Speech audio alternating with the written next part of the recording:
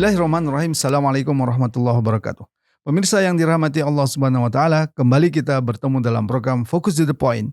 Kali ini kita akan membahas artikel terbaru yang ditulis oleh Ustadz Ismail di majalah Al-Wa'i yang judulnya Menjadi Komunis. Ini tentu hal yang menarik untuk kita cari tahu ya. Apa yang dimaksud dengan menjadi komunis ini? Apakah menyuruh kita menjadi komunis atau apa gitu ya? Untuk itu kita akan mendiskusikan ini dengan Ustadz Ismail Santo. Menjadi komunis ini maksudnya apa Ustadz? Ya itu judul saya tulis untuk ada dua. Yang pertama itu kenapa ya anak muda itu ketika dia itu punya semangat untuk membela orang-orang tertindas, ya, membela orang-orang miskin, lalu kritis terhadap kesenjangan ekonomi, itu kayak kayak otomatis itu kemudian dia menjadi sosialis bahkan komunis gitu. Dalam sejarah ini kan terbukti bagaimana dulu Semaun itu dia aslinya kan anggota Syarikat Islam gitu. Bahkan dia menjadi pimpinan Syarikat Islam di wilayah Semarang. Nah, tapi kemudian dia bahkan menjadi ketua umum PKI yang pertama pada usia yang sangat belia, umur 21 tahun. Seperti seolah-olah, ini soal yang kedua, seolah-olah untuk membela orang tertindas itu harus jadi komunis gitu, menjadi komunis gitu. Apakah seperti itu? Tentu tidak. Islam itu kan ajaran yang juga kalau kita lihat itu tidak kurang-kurang membela orang miskin, memperhatikan orang miskin, membantu orang miskin, melawan penindasan, menolak kezaliman, la yadlimuna wa la yudlamun, itu kan jelas sekali gitu. Kemudian juga kalau kita baca secara ekonomi, distribusi, kita percaya kepada mekanisme distribusi ekonomi, tapi jika itu tidak bisa mendistribusikan kekayaan secara adil atau secara benar, masih ada distribusi non ekonomi kalau kita sering bahasakan. Ada zakat, ada hibah, ada infak, ada sodako, ada diat, ada macam-macam, itu semua sebenarnya adalah perpindahan harta dari satu orang kepada orang lain melalui transaksi non ekonomi. Jadi agama Islam itu agama yang sangat luar biasa. Kalau kita baca di dalam konteks tadi itu, membela orang miskin, mengatasi kesenjangan dan sebagainya. Pertanyaannya adalah kenapa kok ketika anak muda itu tertarik kepada atau dia ingin berjuang mengatasi hal yang tadi itu, dia kemudian jatuh kepada sosial atau bahkan Kenapa Ustadz Ismail? Nah, ini yang kemudian penting untuk menjadi perhatian kepada kita, bahwa berarti ini ada satu hal yang salah gitu dalam dakwah itu, bahwa bahwa mereka itu memang dalam analisis fenomena Semaun itu bukan hanya Semaun tapi juga ada Nyoto, kemudian juga pada periode berikutnya itu ada DN Aidit, kemudian ada Muso. DN Aidit itu kan aslinya Ahmad Aidit, dia anak dari tokoh Muhammadiyah di Bangka Belitung gitu. Jadi bahwa yang mereka tangkap Islam itu agama yang dia sangat privat, dia bahkan kemudian dia lihat itu sangat elitis, dan tidak jarang juga malah dia lihat mendukung penguasa yang ada, melegitimasi dan seterusnya gitu. Jadi tidak dilihat ada wajah atau ada semangat revolusioner katakanlah begitu untuk melakukan perlawanan terhadap kapitalisme atau terhadap kolonialisme. Dan ini sebenarnya bukan hanya fenomena Indonesia, itu fenomena dunia Islam. Karena itulah maka kalau kita membaca di dunia Islam itu kekuatan-kekuatan politik sosialis itu kan menguat. Terutama kalau di Timur Tengah itu ada Partai Ba'ath itu. Di sana ada Hafez Asad, kemudian dan yang lain-lainnya itu adalah sosialis. Ketika masuk ke Indonesia itu juga warna-warna sosialis sangat kental. Nah, jadi ini kesalahan atau kekurang mampuan di dalam bagaimana menjelaskan Islam itu sesungguhnya juga adalah agama yang konsen terhadap ini semua. Ini soal dakwah ini jadinya. Tapi kan kalau kita lihat di era Semaun itu ada juga tokoh-tokoh Islam yang dikenal keberpihakannya kepada rakyat sangat kuat seperti Hos Cokro Aminoto, belakangan juga ada tokoh Islam ya seperti Muhammad Nasir ya, Ya. yang itu concern terhadap Ya. isu-isu sosial, bukan lagi isu-isu ritual ibadah. Ya. Kenapa tidak bisa mengimbangi itu? Ya, betul. Bahkan Semaun kan sebenarnya sebutlah sebagai anggota dari Syarikat Islam itu, berarti kan dia anak buahnya Haji Umar Said Cokroaminoto.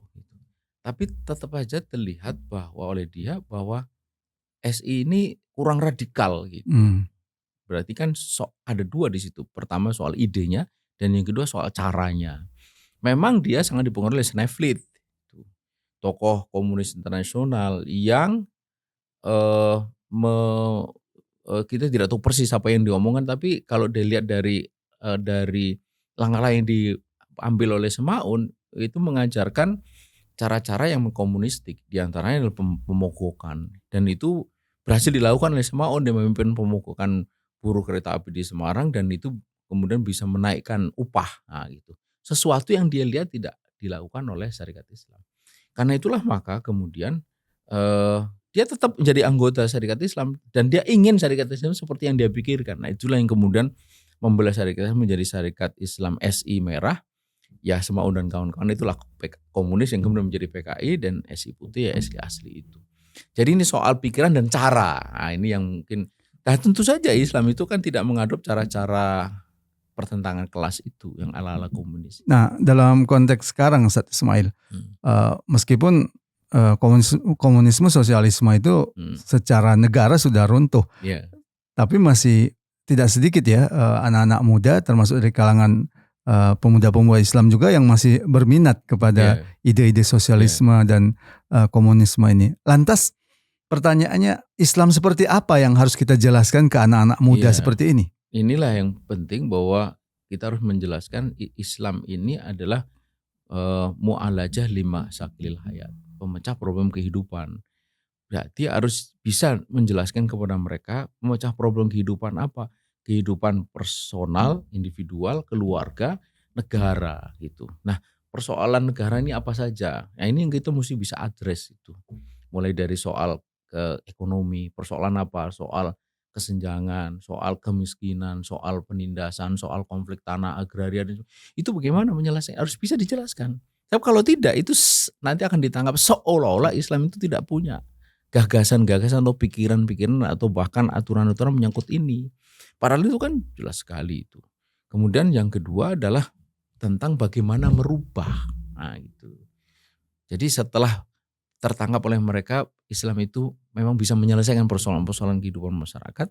Terus bagaimana perubahan itu bisa dilakukan.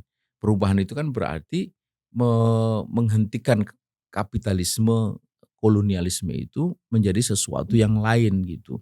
Nah, ini bagaimana Islam? Ini berarti soal thoriqah dalam bahasa kita. Ini juga harus dijelaskan. Kalau tidak, mereka akan melihat mungkin dia paham bahwa Islam itu punya cara, punya ajaran, tapi ini tidak bisa diwujudkan gitu. Karena dia tidak tahu caranya bagaimana. Ini berarti soal thoriqah dakwah. Ini penting sekali juga gitu. Ya, setahu saya yang concern ya dalam masalah-masalah seperti itu, misalkan Hizbut Tahrir itu kan sangat concern ya. Hizbut Tahrir sejak awal berdirinya itu mengatakan penentangannya terhadap penjajahan, imperialisme. Ada buku yang juga membahas ekonomi secara komprehensif ya, misalkan An-Nizamul Iqtisadi fil Islam, termasuk mengkritik juga sosialisme. Ya. Tapi kenapa gagasan-gagasan Hizbut Tahrir ini belum begitu sampai kepada anak-anak muda itu, Ustaz? Ya, ini tentu proses ya. Dari segi dakwah sudah ada kemajuan luar biasa. Sekarang makin banyak lah anak-anak muda yang paham tentang bagaimana menghadapi situasi yang ada, menghadapi kapitalisme, menghadapi kolonialisme gaya baru, imperialisme gaya baru, dan pikiran-pikiran kritis tentang ekonomi itu tidak selalu harus merujuk kepada sosialisme. Bahkan pada akhirnya ketika merujuk kepada sosialisme, itu ibarat keluar dari mulut buaya masuk ke mulut harimau gitu, atau keluar mulut harimau masuk ke mulut buaya. Jadi sama buruknya. Dan itu saya kira sekarang udah mulai ketangkap oleh anak-anak muda. Karena itu kita bisa melihat fenomena ketika satu sisi anak-anak muda sosialis itu bisa dihadapi oleh anak-anak muda dari kalangan Islam, sesuatu yang dulu tidak terjadi. Bahkan mereka ada yang justru menjadi aktivis Islam saat sekarang ini. Nah, itu juga fenomena yang menarik, itu menunjukkan bahwa ini sedang berjalan ini, proses diseminasi gagasan tentang pengaturan dan gagasan tentang perubahan ya menurut ajaran Islam, dan Hizbut Tahrir saya kira sangat berperanan dalam soal itu, karena memang kalau kita kaji ide-idenya itu ide-ide yang bisa menjawab apa yang selama ini justru tidak ditemukan oleh dakwah-dakwah yang berjalan selama ini. Baik, terima kasih Ustadz Ismail. Ya. Pemirsa, demikian tadi diskusi kita yang dari majalah Al-Wa'i dengan judul Menjadi Komunis. Tentu bukan saran menjadi komunis, tapi bagaimana Islam itu bisa ditawarkan ya untuk melakukan pembelaan terhadap kemiskinan, orang-orang yang tertindas tanpa harus menjadi komunis. Semoga bermanfaat. Assalamualaikum warahmatullahi wabarakatuh. Waalaikumsalam.